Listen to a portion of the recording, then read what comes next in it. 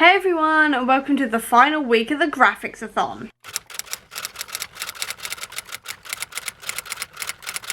We are in the final week of August, which means we are in the final week of Graphics-a-thon and also the final week of my 30 graphic novels in 30 days reading challenge. As you can see here, I have completed a lot of the bingo board for Graphics-a-thon and I've only got a couple of squares left that I'm hopefully going to be fulfilling this week, with also the final 6 comics I'm going to be reading this month to complete out the 30 graphic novels in 30 days. And as for what I'm going to be reading to complete out those challenges, as well as Middle-earth-a-thon, which is also happening this week, the first thing is going to be When I Arrived at the Castle. This is by Emily Carroll and it is a vampire graphic novel, and it's going to be counting at the very least for at least 2 prompts for the Middle-earth-a-thon, specifically the short book, because obviously it's a graphic novel, and then it's also going to be counting as well for the food on the cover prompt, because I'm counting, I mean, she's drinking her blood, so I'm counting that as food because she's a vampire and all the rest of it, and Abby said it was okay, therefore I am counting it. And I am also hoping it's going to count for the LGBTQIA+ prompt,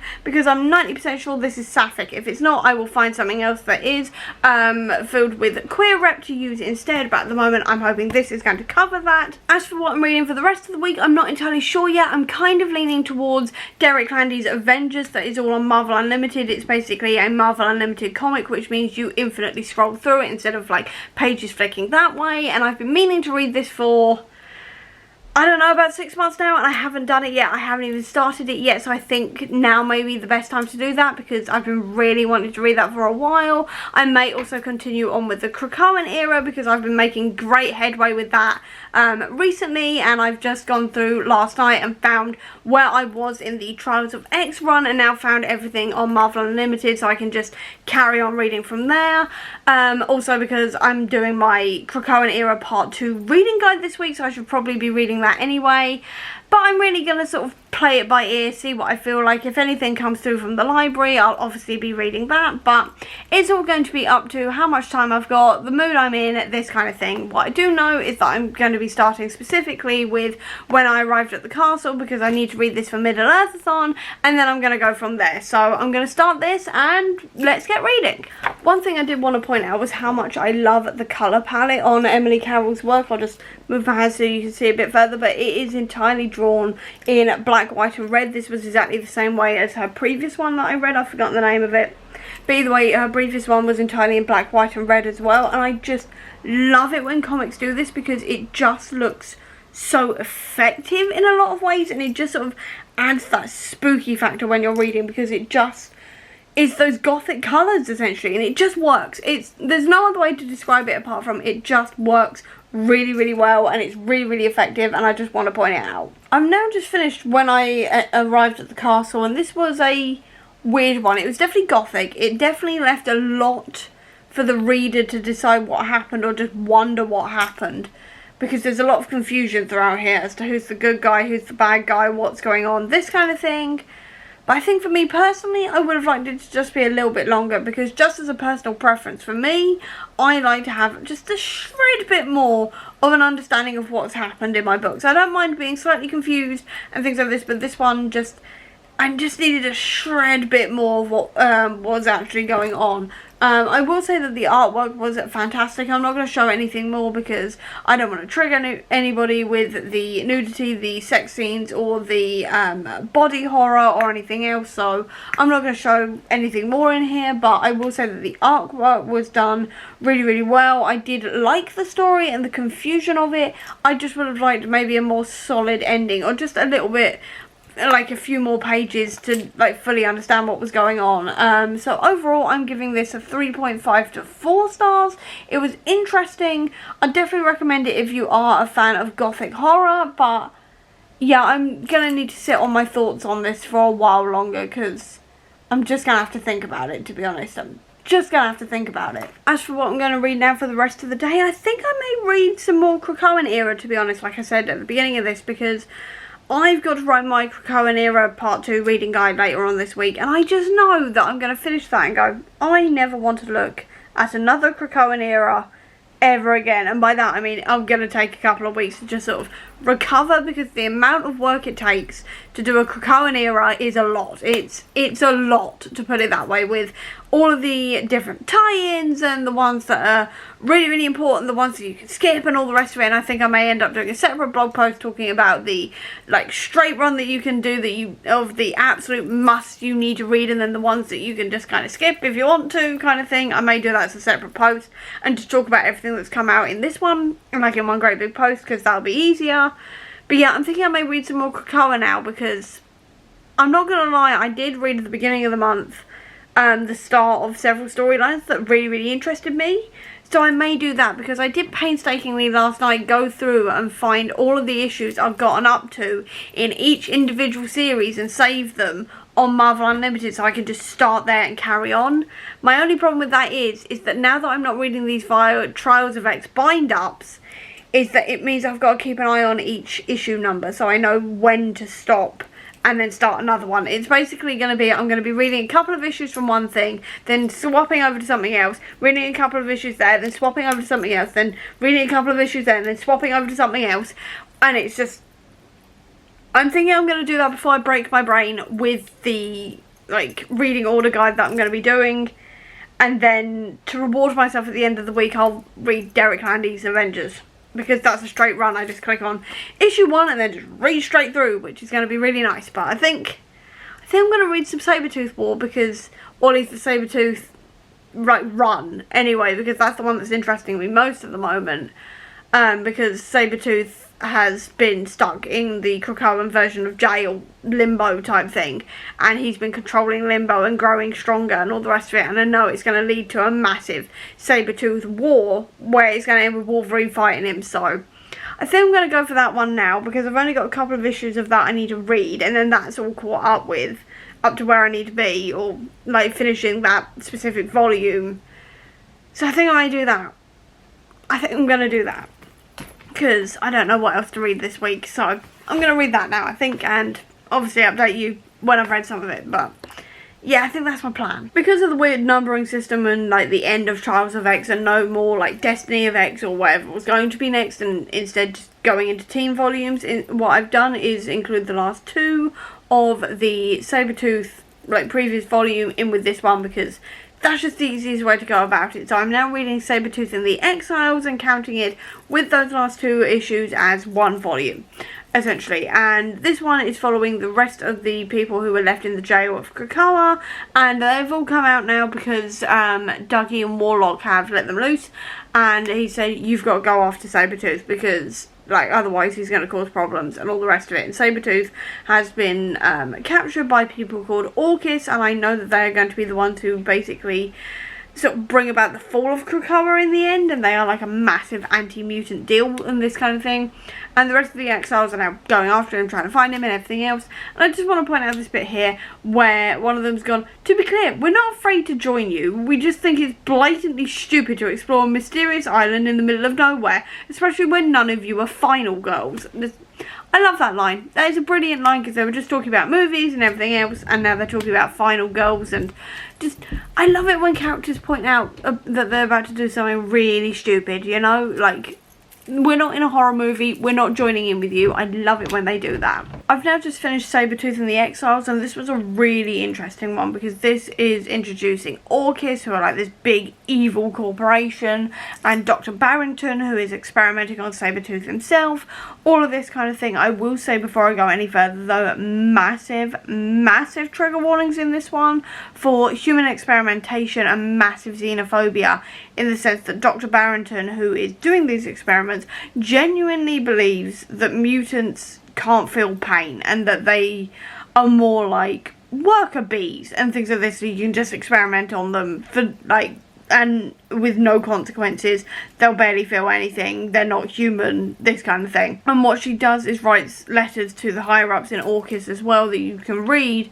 where she's talking about various different science and medical experiments that went on unwitting humans, talking about how a doctor in the 60s, no, in the 20s, sorry, basically operated on black women who were slaves without anesthesia, so then he could go on and work on wealthier white women with anesthesia. There's talking about the time in the 20s as well, when the US government kidnapped native children and did the whole kill the native, save the child type thing.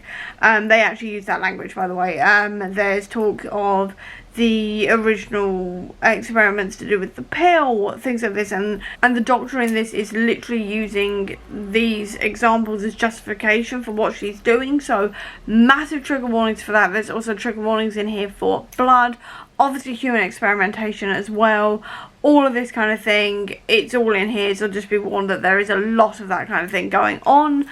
But I do like that this is kind of setting up Orchis and what Orchis are up to and all of this kind of thing. I really liked as well seeing all of these different versions of Creed. That was quite fun, because I've only really seen like a small part of Victor Creed and like the whole thing with Sabretooth. I've only seen a few bits, so it was interesting to dig more into that, and also to see him with the rest of the Exiles, things like this. And I'm giving this 4 stars. Definitely enjoyed that. I think tomorrow I'm going to carry this on and go on to the X-Men, I think, because that was the next one I really wanted to read. So I think I'm going to go on to X-Men tomorrow. It's now Wednesday, and I'm hoping today is going to go better than yesterday, because yesterday was a bit of a mess. I tried to film 2 videos. I managed to get one done, and the other one just completely fell to pieces. For no apparent reason, my brain just went, no, you are not filming anything more today, apart from vlogs, and even that was difficult. I was interrupted 20 million times while trying to read my comics.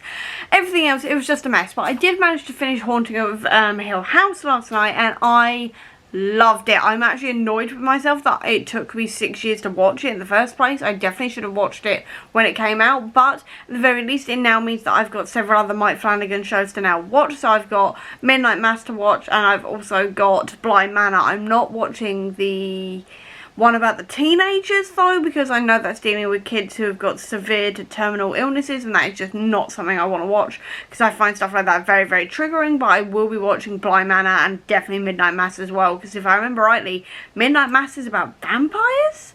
I could be wrong on this, but I think there's something to do with vampires in that, so I'm all over it. But definitely going to be watching the others like in the coming weeks, but at the moment I'm now focusing on Only Murders in the Building, because that started again last night. Really enjoyed the first episode. Cannot wait to see where it's going to go and see what's going on and everything else. And then also I've got like the Rings of Power to watch now as well, actually, because I think that's out today or tomorrow.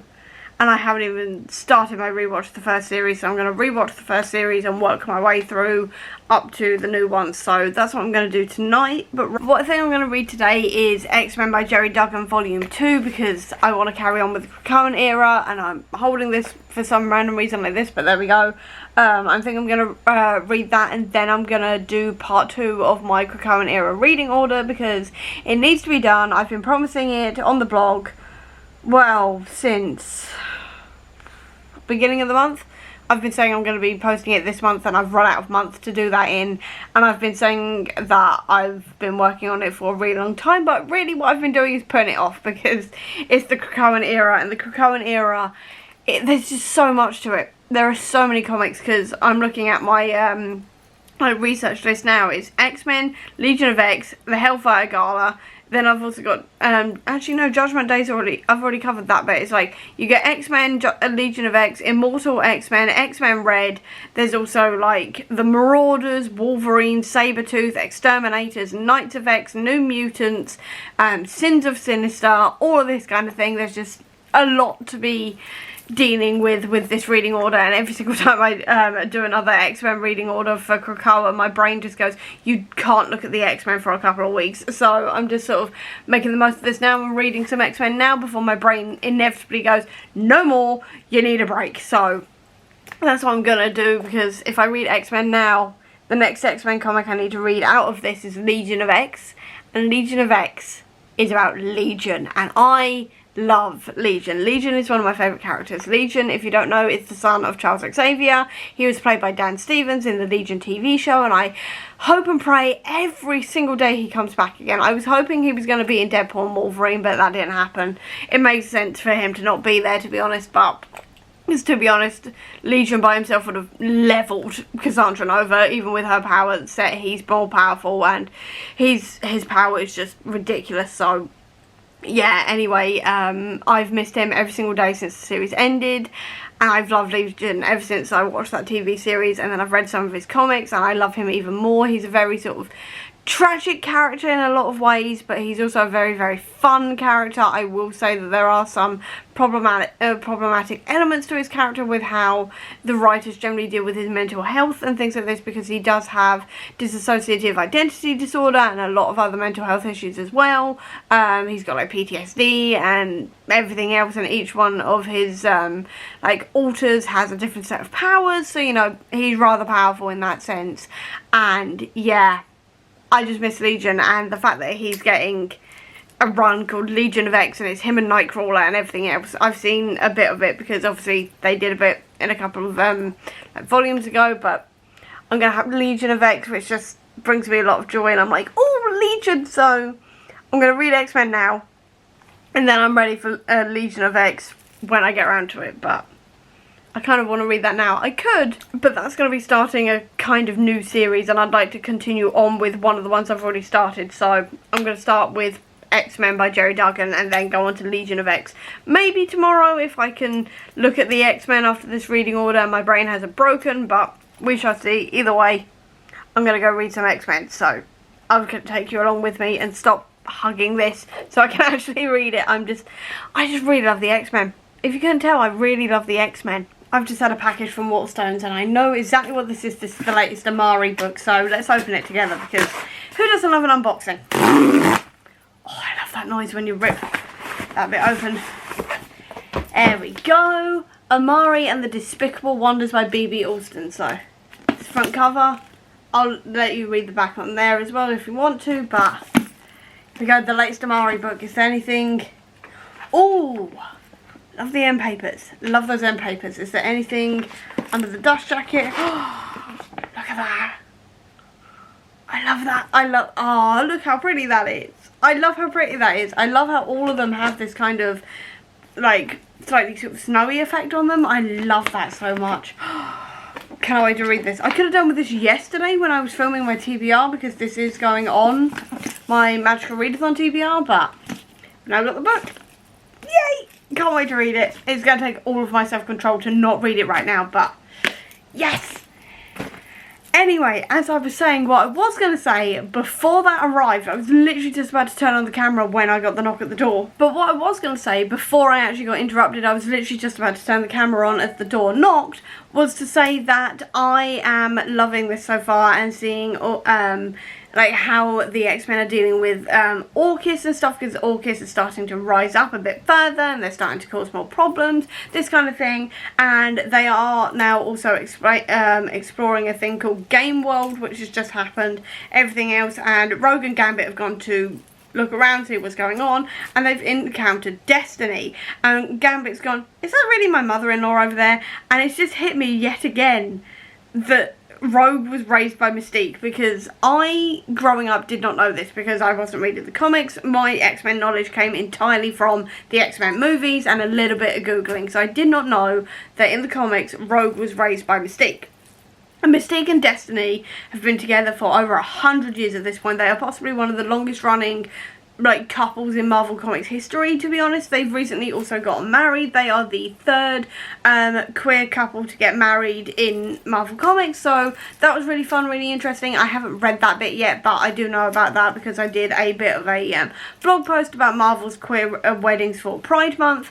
But anyway, they have been together for over 100 years at this point, and that means that technically, even though they're not married yet at this point, as far as I can remember, Destiny is technically, along with Mystique, Gambit's mother-in-law. And it's just really fun to see this because it's like, oh yeah, they are actually technically mother and son-in-law because of, like, them raising Rogue and everything else. And it's just like, X-Men families are very complicated. I won't lie, they are very, very complicated because you've got things like Mystique and Destiny are the biological parents of Nightcrawler, but they didn't raise him because he was born blue and they went, we cannot hide as humans with him looking like that. But they raised Rogue, and then Rogue's married Gambit, and then Gambit's technically their son-in-law, but Rogue and Gambit still call Nightcrawler their brother and brother-in-law, and things like this. And this is an easy family tree within the X-Men, because the hard one is the Summers family.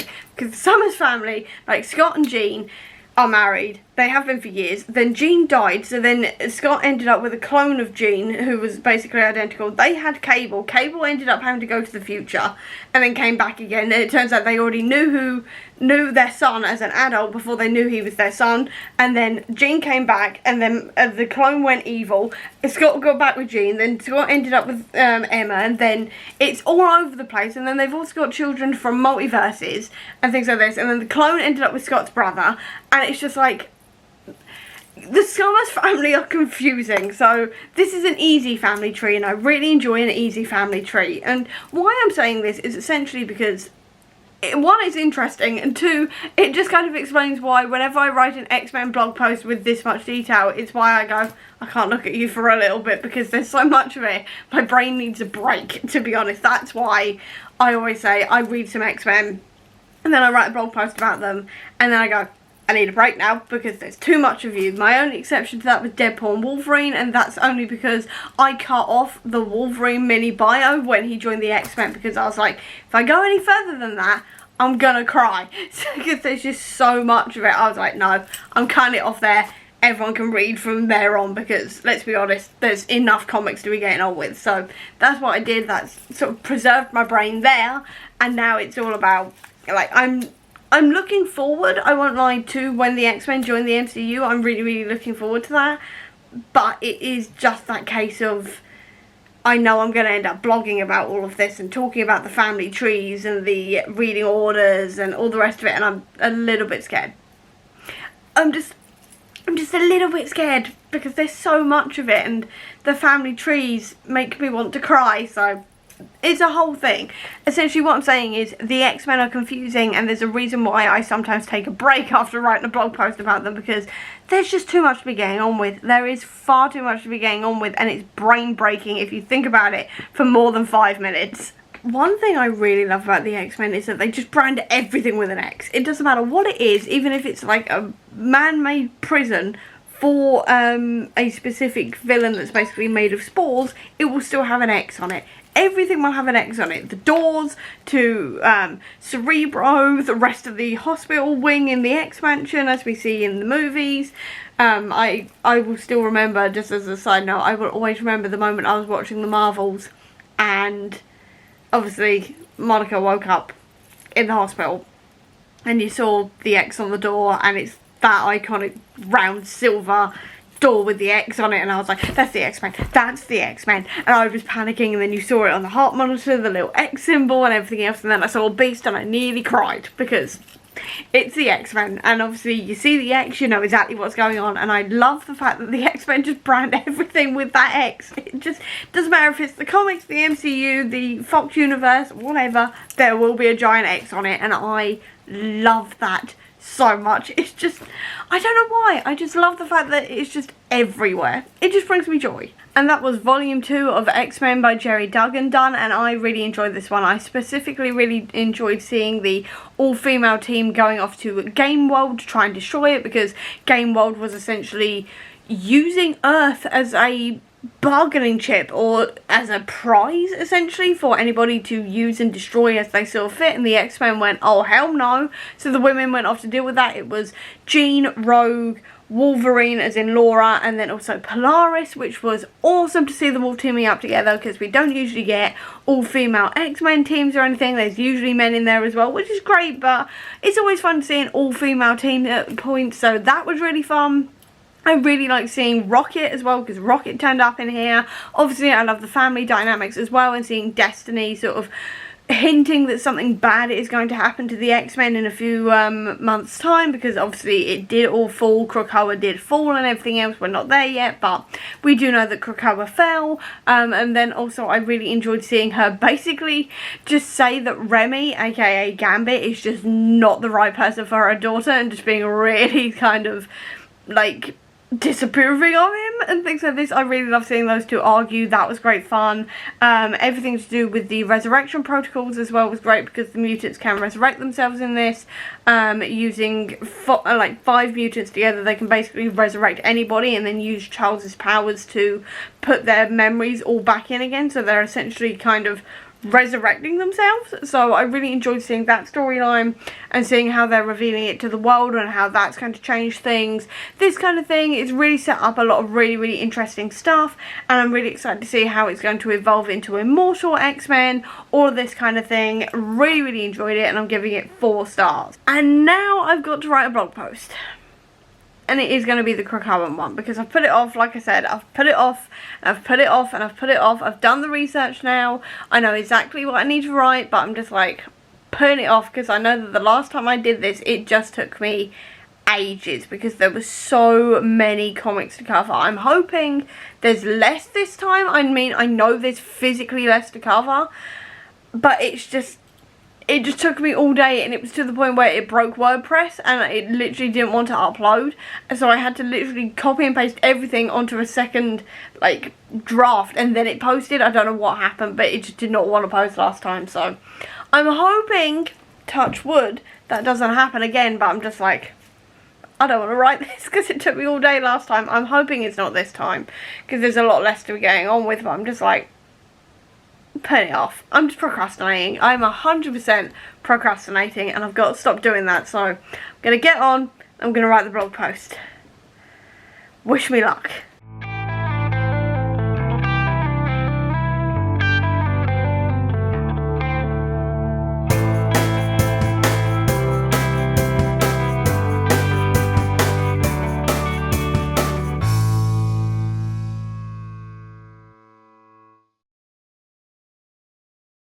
So yesterday I managed to make a lot of progress with that blog post. I haven't finished it yet, but I've actually got everything listed down now, and I'm just adding covers and synopses, things like this. I also started Rings of Power yesterday, really enjoying that. And now I am just reading through Derek Landy's Avengers, because obviously I need to read another comic today, and wait for my hair to dry, because I washed it this morning and I can't be asked to dry it. So I'm currently reading that and really enjoying myself so far. I know I enjoy Derek Landy's work because it's Derek Landy, but I especially love it when he writes Marvel comics, just because it's like two sort of fandoms of mine in a way colliding. Even though it's not Skullduggery, it's still the writer of Skullduggery writing Marvel, and that's always a good time. But anyway, what I just wanted to quickly mention was I love Wanda's outfit in this. It just looks really cool. I love the black and red. Black and red is my favourite colour combination anyway. So I really like how they've done it here, and then also how her hair is now going from brown into red. I just really like this design, and I kind of hope it actually turns up in the MCU, because I do quite like this one, and I do think it would look amazing in live action. I've just had to pause reading this at issue 20 just because this was running out of charge and I needed some lunch, because it turns out if you use your tablet 3 days in a row reading comics and then don't charge it up in between, it will run out of charge. But there we go, lesson learned. Anyway, this turns out to be a story of colonization, because this is following the Avengers as they've been caught up in a essentially a war between a planet and the people living on their moon. They used to be the same people, but then they split off from each other between the science users and the magic users, and the people on the actual planet have essentially like subjugated the people on the moon, and they are now completely keeping them in a blockade and this kind of thing. And that now the people on the moon who are blockaded are trying to fight back, and there's this massive coup against the people in charge, this kind of thing. So I will say there will be trigger warnings in this for colonization and this kind of thing, because there is a lot of that in here. And so far I think it's being handled pretty sensitively and quite well. I will say I am quite enjoying the fact that the Avengers, or not enjoying, but I'm appreciating the fact that the Avengers did originally believe the colonizers, but have done their own investigation now, and they're like, no, wait a minute, they are in the wrong, we're going to try and stop them, this kind of thing. I do think that's a really important thing to show with these types of things, especially with the current situation going on in Palestine and stuff, and proving that you can change your mind on these things and it's never too late to do the right thing. I think that's a very important thing to show. So yeah, generally this is so far going pretty well for me. I will say the subject matter is quite heavy in that sense with what's going on in the world right now, but I do think it's being handled pretty well at the moment. Carol here just doing the whole let's go do sneaky things. Why has that just reminded me of Tanith? Like that, just the look of Carol here and her saying let's go do sneaky things,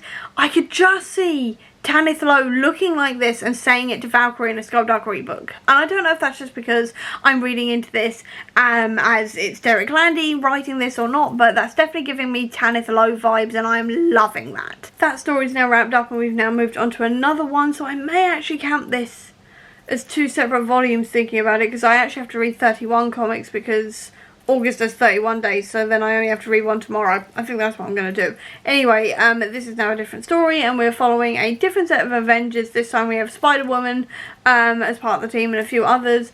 They are dealing with this robot that has been built by Dude, who are the kind of offshoot of AIM, who are very much a less competent Hydra, and Dude's even less competent, and what they've done is build a robot and it's worked itself.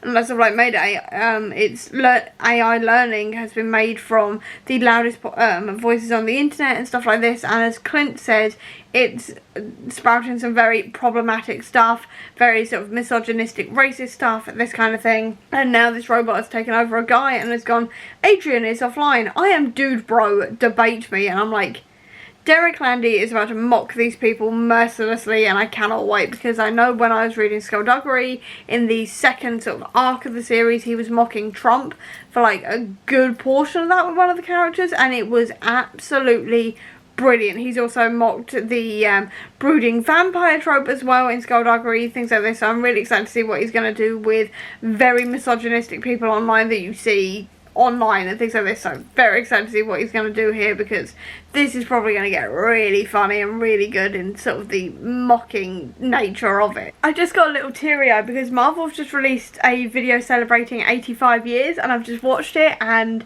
I've got like the full reaction on my TikTok and actually going up on my Instagram as well, but that just made me quite emotional, I won't lie, because I obviously grew up on these movies and I grew up watching all of these things and loving these things, and then getting into the comics in the last few years since like 2016, I think, when Doctor Strange came out, was the first time I read one of the comics, because I read The Oath. Pretty sure that was my first one. Yeah, I'm 90% sure that was my first one, and it just, I haven't looked back since, and just seeing that there, it just made me really emotional. I won't lie, it just made me really, really emotional. I was already quite sort of emotional today anyway for various mental health reasons, but that's just, I could go cry with joy and pride, I won't lie, that's just, I needed that today. I really needed that video today. Just go and watch it if you can. It's on like the official Marvel Twitter accounts, and then also on like their YouTube and stuff as well. Go and check it out, because that was just really emotional. Why did that hit me so hard?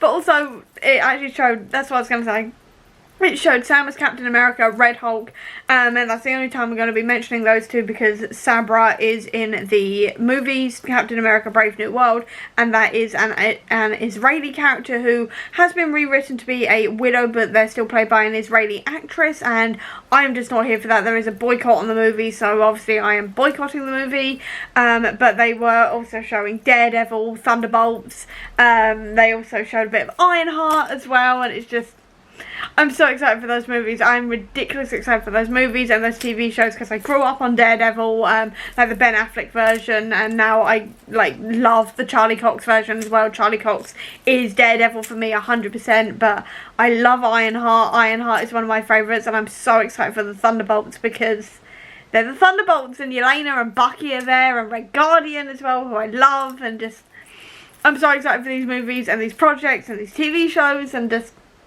Marvel's just hit me very hard in the feelings, and I'm gonna need a minute to calm down, because that just hit me really hard in the feelings, and I needed that today. But at the same time, I was not expecting to be hit that hard in the feelings today.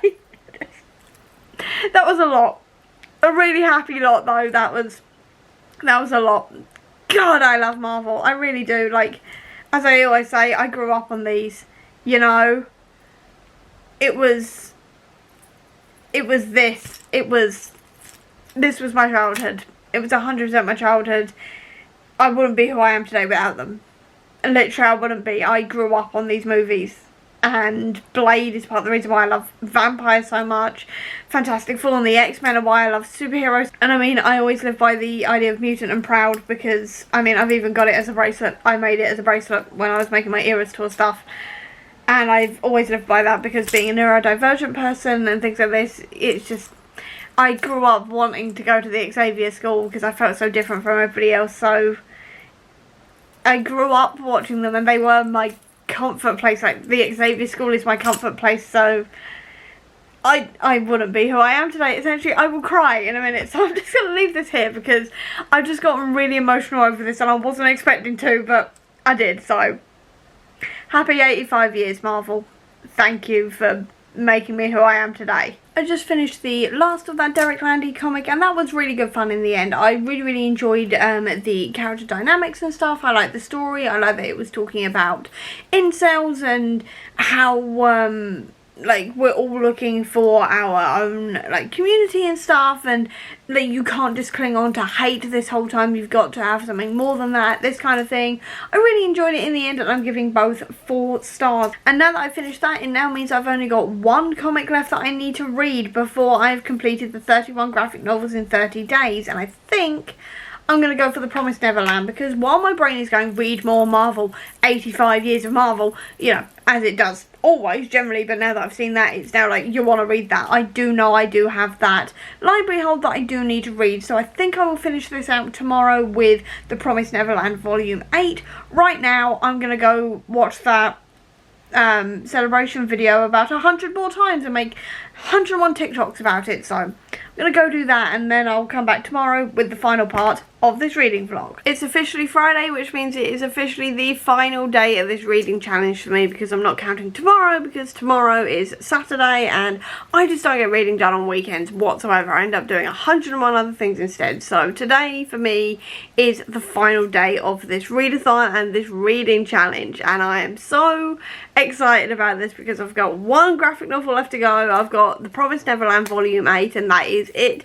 Then I am done and I am quite frankly slightly relieved, I won't lie, because while I have really enjoyed doing this, I am slightly exhausted now because I read so many comics last month for Deadpool and Wolverine and then reading another 31 this month. I just kind of miss like reading novels. I won't lie, I miss reading novels. That's what I'm saying. I miss reading novels, so I'm really excited for me to go back to reading novels again next week as part of the Magical Readathon and just reading a couple of comics here and there until Agatha All Along comes out on the 18th. But yeah, I'm excited to be wrapping this up because it's been a long journey, I won't lie. I'm slightly exhausted, but it's been so much fun. I've had so much fun doing all of this and I cannot wait to read The Promised Neverland because I've been waiting for this to come through on my library for, I think it's 3 years now. Yeah, it's 3 years now. I've been waiting for 3 years for this, like this latest volume to come through from my library. So it's finally here. I'm finally going to read it. But first, I do need to edit a video, so I'm going to go do that. And then I'm going to read The Promised Neverland and hopefully actually cover the last prompts I've got for the Graphics-a-thon. Because I won't lie, I haven't covered any this week. And this is my final day to do it. So I'm going to try and do that because otherwise I'm not going to complete the bingo board and that's going to really annoy me. So anyway, a video edit first so I can upload it today. Then I'm going to finish off that last manga and then hopefully tick everything off for the bingo board. And I will obviously update you when I've done that. Prompt of reading somewhere I've never read before. I'm actually sitting in the one armchair that I never sit in this house because it's actually the one my mum usually sits on, but this is by the window, the light's quite nice and all the rest of it, and actually the seat is surprisingly comfy, so I should have realised that, but there we go. I'm sitting here because I have never read here before, so I am counting it for that prompt because there is nowhere else I can sit in this house that I haven't read before, so we're going here. I know that sounds ridiculous, but this is just how my life works. We have specific seats that we always sit in, and then we have a guest chair that I've also sat in before now, so you know, Anyway, needs must when you're running out of time to complete the prompt. And then for the prompt of waking up early to read, I actually did that yesterday, so I have managed to tick that one off as well. I can't do the buddy read because I can't get hold of the buddy read book, and then the only other thing I have left is to eat a snack while I'm reading. So anyway, doing quite well on that one. I am currently reading The Promised Neverland Volume 8. I am currently 51 pages in and I am really enjoying myself. But what I will say is that I'm really glad that there was a sort of little previously on bit at the beginning, because I'm not going to lie, I had forgotten most of this. I remember the basics of this being about a bunch of kids who were being raised in a home basically to the slaughter for certain demons, that once they turn, I think it's 12, they get fed to the demons, this kind of thing.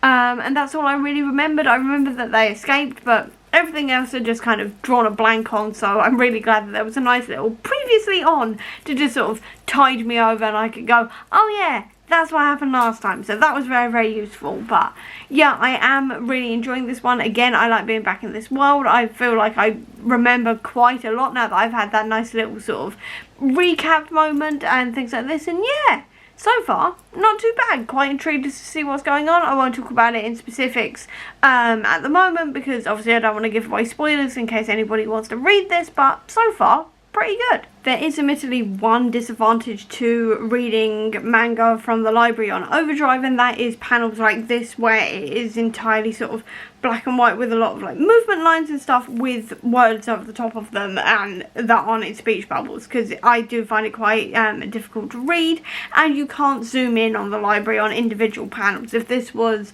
like any other reader app, you can zoom in, but for some reason Overdrive doesn't have that function yet, so it's a little bit difficult sometimes to read, so I am having to kind of like move closer and closer to the screen to see what I'm reading, which is a little bit difficult, but I'm kind of used to it by now. But I did want to point that out in case anybody is going to be trying to read manga from their library, from Overdrive specifically. You do need good eyesight or to move the screen like this far from your face to read it, especially if you've got bad eyesight like me. And now that's The Promised Neverland finished, and I'm going to move back to my original position before I finish wrapping all of this up. And that is now volume 7 of The Promised Neverland done. I thought it was volume 8, turns out it was 7. 8 is the next one I've requested from the library to hopefully buy in, hopefully quicker than 3 years, because that ending cliffhanger is going to haunt me until I get the next one, because this ends on a massive cliffhanger. So if you're planning on reading this, make sure you have volume 8 to hand, because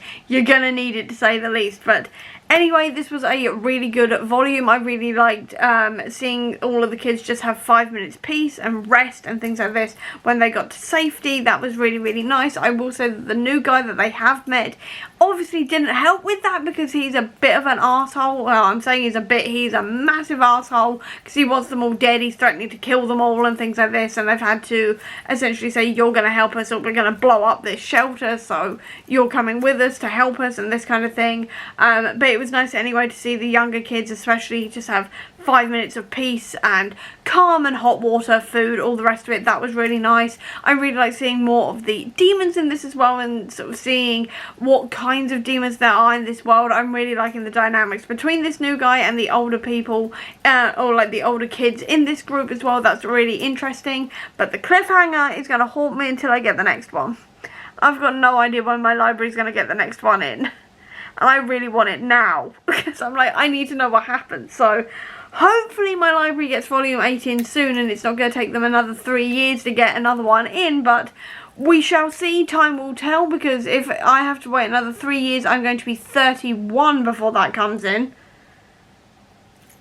Give me a minute, I've just realised I'm going to be 31 if it takes another 3 years. That's a thought I'm not going for. Anyway, this was a really good volume. I really, really enjoyed this. I like the humour of it. I like the world of it, as always, and the exploration of the demons, the world, and the mystery as well as to who Mr. Minerva is, who is the guy helping them via maps and letters and all the rest of it. That's really, really interesting, and overall I'm giving this 4 stars. And that now marks the end of the Graphics-a-thon and my 31 graphic novels in 31 days reading challenge. As you can see here, I've managed to tick off absolutely everything on the bingo board, which I don't usually manage to do, so I'm really, really happy with that for the Graphics-a-thon. I will say that I did change the buddy read square to a free space square, just because I could not take part in the buddy read because my library does not have the like comic in question, so I couldn't actually read it, but I did everything else, which I'm really happy with. And then if we talk about the comics in general that I've read, the ones that stuck out the most to me, if I go through my Goodreads list, is the X-Men by Jerry Duggan. That was absolutely fantastic, along with Sabretooth and the Exiles by Victor LaValle. I also really enjoyed James Tinian's Wind. That was absolutely fantastic, along with Squire by Nadia Shamas. Also Love Sickness by Junji Ito has to be brought up because that was my first one I've ever read of his, and it was fantastic. It's definitely not going to be my last. The Empire event was absolutely brilliant. I definitely really enjoyed that, especially the Road to Empire and the main Empire event. The tie-ins were also fantastic, but the main event itself was just absolutely brilliant and so well worth the wait. I loved everything to do with that. I really enjoyed it. I Think Our Son Is Gay Volume 2 also I need to shout out because it was so sweet and so well done. I really enjoyed it. It felt like I was being hugged the whole time. I absolutely loved it. There's also Black Hammer I have to mention because I loved Black Hammer by Jeff Lemire so much. It's such a good superhero story. I definitely really enjoyed that one. And then finally also I have to mention Mish and the Bad Demon because that was also a really good fun time as well. It was a really sweet middle grade comic that I had a really good time reading. So all in all, there's been a lot of really good comics read. There hasn't been any 5-star reads, but there's been a lot of 4-star reads. There has been a 5-star book in Yellowface by R.F. Kuang, which is absolutely fantastic. I don't get 5 stars that often, but I've read a lot of really good comics and really enjoyed myself. I've gotten a lot of things off my priority list. I've also gotten a lot of things off the list that I've owned for a really long time and I've been really wanting to read. So overall, it's been a really good reading month, and I am so happy that I did this. I love this challenge every single time I do it, and it's been so much fun once again.